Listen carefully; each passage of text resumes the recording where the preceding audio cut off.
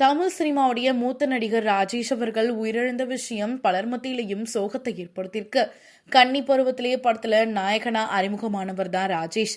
அதுக்கப்புறமா பல்வேறு திரைப்படங்கள்ல நடிச்சிருக்காரு. வெள்ளித்திரை நடிகர், டப்பிங் கலைஞர், எழுத்தாளர், சின்னத்திரை நடிகர்னு எல்லாத்துலயுமே அவருடைய முத்திரையை பதிச்சிருக்காரு. சிறந்த குணச்சித்திர நடிகரான ராஜேஷ் தமிழ் மட்டுமில்லாம மலையாள திரைப்படங்கள்லையும் நடிச்சிருக்காரு. சில சீரியல்கள்லையும் நடிச்சு புகழ் பெற்றவர்.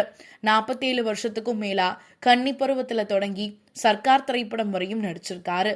ஹீரோ முதல் குணச்சித்திர வேடங்கள் வரையும் இதுவரையும் 150க்கும் அதிகமான திரைப்படங்கள்ல முக்கிய கதாபாத்திரங்களையும் துணை வேடங்களையும் நடிச்சிருக்காரு. திருவாரூர் மாவட்டம் மன்னார்குடியில 1949ஆம் ஆண்டு டிசம்பர் 20ஆம் தேதி பிறந்த ராஜேஷ் திண்டுக்கல், வடமுதுரை, மேலநத்தம், ஆணிக்காடு, தேனி மாவட்டம், சின்னமனூர் ஆகிய இடங்கள்ல படிச்சிருக்காரு. காரைக்குடி அழகப்பா கல்லூரியில பியூசி, பச்சையப்பாஸ் கல்லூரியில படிச்ச ராஜேஷ் 1972 இருந்து 79 வரையும் ட்ரிப்ளிகேன்ல இருக்கக்கூடிய கெல்லட் மேல்நிலைப் பள்ளியில ஆசிரியராகவும் பணியாற்றியிருக்காரு. 1974 தான் அவள் ஒரு தொடர்கதை படத்துல நடிக்க வாய்ப்பு கிடைச்சிருக்கு. அதுல ஒரு சின்ன ரோல்ல மட்டுமே நடிச்சாரு.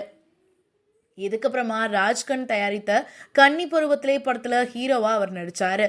பாலச்சந்திர அவர்களுடைய அச்சமில்லை அச்சமில்லை படத்துல ராஜேஷ் நடிச்சிருக்காரு. அதுக்கப்புறமா பல குணச்சித்திர வேடங்களும் அவருக்கு கிடைச்சது.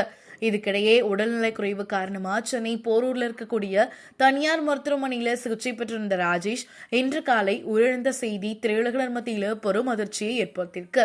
காலை 8:15 மணியளவுல அவருடைய வீட்டில இருந்தப்போ மூச்சு திணறல் ஏற்பட்டு இருக்கு. அவரை மருத்துவமனைக்கு அழைத்து சில ஏற்பாடுகள் செஞ்சிருக்காங்க. அவருடைய மரணம் பலர் மத்தியிலையும் சோகத்தை ஏற்படுத்தியிருக்கு.